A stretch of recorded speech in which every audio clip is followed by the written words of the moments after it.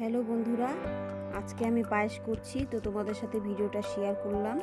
তো প্রথমে আমি দুধ ঢেলে নিচ্ছি হাঁড়িতে, তারপরে নুনটা জ্বালিয়ে দিলাম। নুনটা জ্বালিয়ে দিয়ে আমি দুধটা বসিয়ে দিলাম। তো দুধ বসিয়ে দিয়েছি। এখন দেখো বন্ধুরা, তো পায়েস আমি সচরাচর সবসময় করি। তো গোবিন্দভোগ চালটা ধুয়ে দিলাম। তো চালটা একটু ভালো করে ধুয়ে দিচ্ছি, কেননা পায়েসের চাল তো 2-3 বার ধুলে ভালো হয় আর কি। তারপরে চালটা আমি দিয়ে দিলাম, দুধে জাল এসে গেছে, তো চালটা দিয়ে দিয়েছি। তো তারপর চালটা দিয়ে আমি একটু নাড়াচাড়া করব।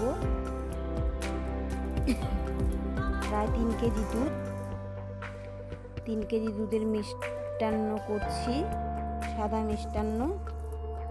তো নেড়ে চেড়ে নিচ্ছি। তো দুধে জাল এসে গেছে, ফুটেও গেছে চালটা বন্ধুরা। তো ভিডিওটা ভালো লাগলে আমার ভিডিওটা লাইক কমেন্ট করবেন।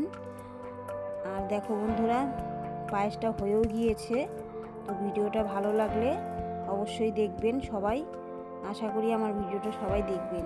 দেখেন বন্ধুরা, পায়েস হয়ে গিয়েছে। তো আজকের মতো ভিডিওটা এখানেই কমপ্লিট করলাম। Tata, bye bye.